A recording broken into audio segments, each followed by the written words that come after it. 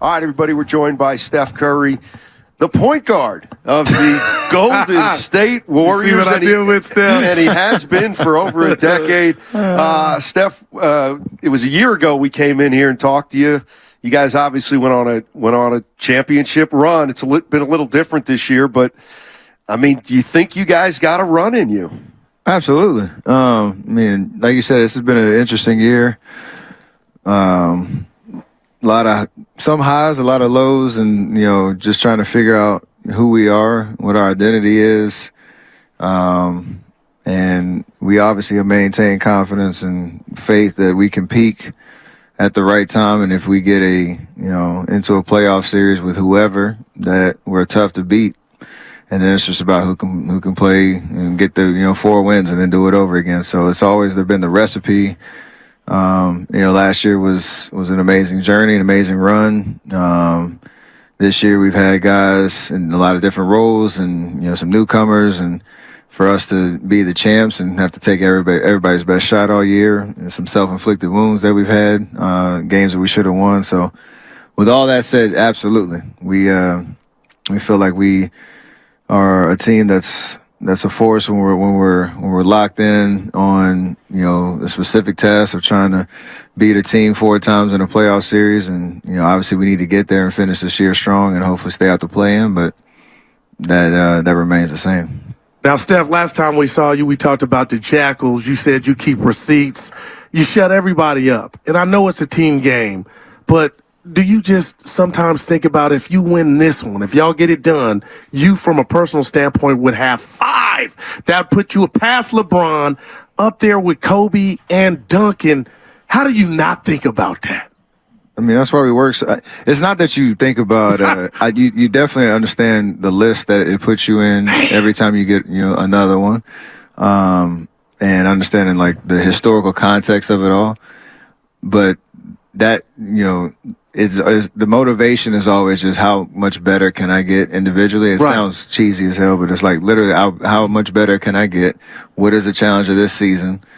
And to that first question, do we have a belief that we can do it? And until proven otherwise, absolutely. So whatever that comes with that, hopefully potential accomplishment, and the greats that have been champions over and over and over again, and the 5-timer list or whatever it is.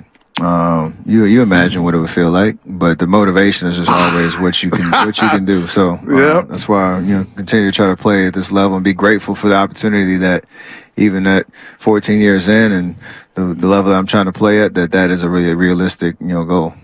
Steph Curry joining us on 95.7 The Game. One of the themes this year has been the old guys meshing with the young guys, and then there's the word disconnect has come up. What I want to ask you is, when you, Draymond, and Clay came into the league, you were lucky in a way because you got drafted by a team where you could play right away. Young players now get drafted by the Warriors. They can't play right away. How difficult is it for a young player, both coming onto a great team, but also coming onto a team that plays differently than any other team in the league? Both difficult challenges, but then I would ask myself, and I mean, you can ask those guys. We all have different journeys, and how we got here. Me, Draymond, Clay, and I guess me starting with some rough years in my rookie year, second year dealing with injuries, all that type of stuff. If you told me I was coming into a team that legit could be in a postseason and was chasing a championship, I felt like I would have that same adrenaline rush and excitement about what it would require of me to do that. I know it's not easy. I'm not saying that. It's just, if you think about playing basketball at the highest level and what you're playing for and having realistic chances to chase championships, like that to me is all that really matters. I know, human nature says I want to prove myself, and, some guys have different motivations and goals, and our young guys have been amazing in terms of their approach and dealing with, the struggles of championship expectations and aspirations and growing up in front of a fan base that has, extremely high expectations because, we've been in that environment for, the last 7 years. So it's interesting to live in that space because it's what's required right now. We have a core that's been through the ringer and has shown that we can win at the highest level, but we do need those guys to take those leaps to keep us in that conversation. And, my message to everybody is, it's all worth it. And, everybody's going to shine if you bring, your best effort to, do what coach is asking you to do, understand how we play. There's a little bit of sacrifice involved, but I think the benefit at the end is worth everything. And you'll be well suited to understand what winning basketball is like for the rest of your career. A lot of guys don't ever experience that. So, it's kind of whatever you kind of buy into. Steph, let me ask you this. He kids me every day because I come in. We got a saying on the show. I react to new information. If it's a good day or a bad day, I'm just going to keep it real. And he's like, nah, you can't do that. But I'm like, I'm human. Right. So let's just say there is no Wiggins. Jordan Poole. He gets, I think, overly criticized. And then I give him his flowers. Like last year, he was phenomenal. He did a great job. But he's so, like, the fan base is torn. Do you ever put yourself in his shoes knowing that, okay, here's a young player, he made the strides, and there you are, the Splash Brothers, two of the best shooters. Do you ever, pull them to the side to kind of guide them? Like, do you see any young Steph Curry and Jordan Poole? Because he gets a lot of hate when it's bad and a lot of love when it's good. And all of that is a part of the experience, because what I try to tell him is, you're in this stage because you helped us win a championship last year. I know Clay the other night pointed at a banner. I love that. And that's real talk, but it's also, people talk about you because they think you're great, and either the attention that you get, or Clay, hyping you up in that type of press conference, is because we all feel that, your value, whether people rock with you or not, whatever it is, and how volatile it is on a day-to-day basis. That's all a part of the NBA experience. Me, Clay, Draymond, we went through all of that before we were champions. Mine was, injury based, or could I be a point guard, or could I lead a team, or was I strong enough, and this and that. And you show little bright spots, and then you fall on your face, and you show some bright spots, fall on your face. It's just now with championship, flavor around here, like it's magnified, 100-fold. No doubt. And so, again, in his first 4 years, he's had an unreal experience. He's been, first round draft pick to G League to coming back, helping us, finish out that condensed season 15-5. He was a part of that rotation, was playing amazing, to becoming a starter the next year before Clay got back, to being a reserve and having to figure it out, to then helping the championship run. Like, that's a crazy experience in 4 years. And this year's been tough for him. Like, emotionally, trying to, manage his expectations and getting to that next level. And it just comes with the territory. Thankfully we got the contract done, so he's taken care of on that front, and the expectations continue to rise because of that. It's all a part of it, but how he responds, and you've seen the way he's been playing all year, that shows you who he is. And there's still got to be growth, because we all, feel like we can all get better. The way we think the game, the way, we physically show out there on the court. So it's all a part of it. I love it. And we've all been through it. This is like the first time in a long time that you guys have had a little bit of uncertainty that is coming up, whether it's Bob's contract, whether Draymond's going to opt out or not. I'm not asking if you know or not. What I'm asking is, if there is that uncertainty, how does that play into? Are you conscious of that during this season, that there might be some changes going into next season that at least will be more dramatic than any in the last 10 years? I think we can all acknowledge and keep it real that had we not won a championship last year, it might have been a little bit. Those questions would have been a lot more. Every day, I guess. Yeah. But, when you prove that you can win, then you kind of can hold off the dogs in terms of, how hard it is to do what we've done and keep this together for as long as we have.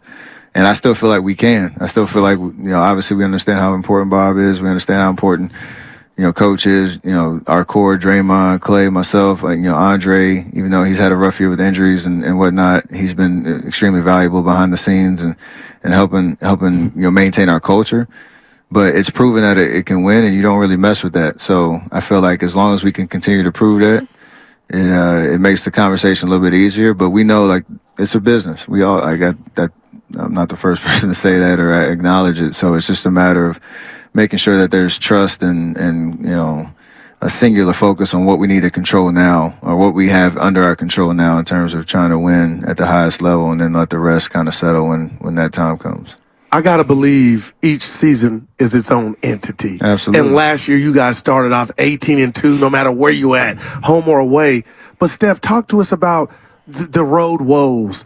You know, is that something that you guys talk about while you're on the road? Is that like been the biggest title of the Jam when you think about and look back on this regular season as it comes to a conclusion? Honestly, I'm still confused about it. I don't really What understand. happens and what's not happening? Yeah, early in the year, you know, we had, I think the expectations from last year to this year, and you realize, you know, we had 4 guys who were a part of the rotation in the playoffs that weren't here.